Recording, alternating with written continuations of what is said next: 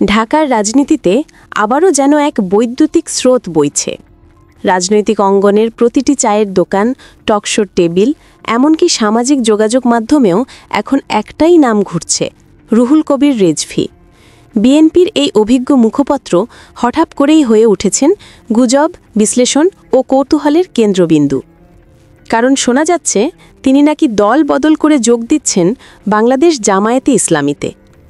প্রথমে অনেকেই হেসে উড়িয়ে দিলেও সময়ের সঙ্গে সঙ্গে এই আলোচনাটা যেন বাস্তবতার গন্ধ পেতে শুরু করেছে। বলা হচ্ছে বিএনপির অভ্যন্তরীণ দ্বন্দ্ব, সিদ্ধান্তে মতপার্থক্য আর নিজ অবস্থান নিয়ে অস্বস্তির কারণেই নাকি রেজভী এমন এক অপ্রত্যাশিত সিদ্ধান্ত নিতে যাচ্ছেন। তার ঘনিষ্ঠ মহল বলছে দীর্ঘদিন ধরে তিনি দলের ভেতরে নিজেকে প্রান্তিক মনে করছিলেন।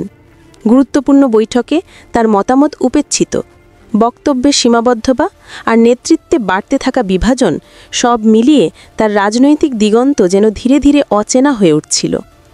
তবে বিশ্লেষকরা বলছেন যদি সত্যিই রেজভী জামায়াতে যোগ দেন তাহলে সেটি হবে বাংলাদেশের রাজনীতিতে এক গেম চেঞ্জিং ঘটনা।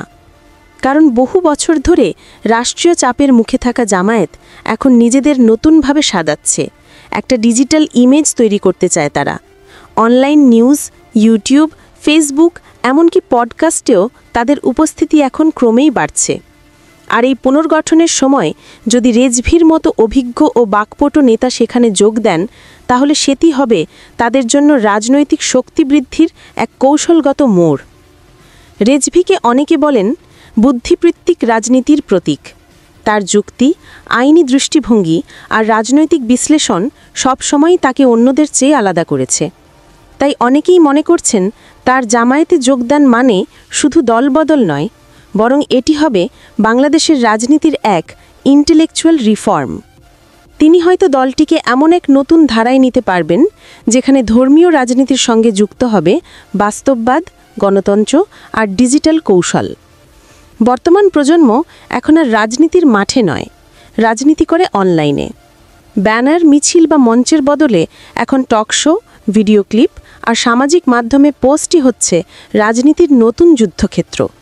আর এই ডিজিটাল যুদ্ধের জন্য রেজভীর মতো মুখই দরকার, যিনি স্পষ্ট কথা বলতে পারেন, যুক্তি দিয়ে প্রতিপক্ষকে জবাব দিতে পারেন আর মিডিয়াকে ব্যবহার করতে পারেন নিজের শক্তি হিসাবে। অন্যদিকে বিএনপির ভেতর এখন চলছে হতাশা ও অস্থিরতা। কারণ রেজভী শুধু মুখপত্র ছিলেন না, তিনি ছিলেন দলের ব্রেন ট্যাঙ্ক।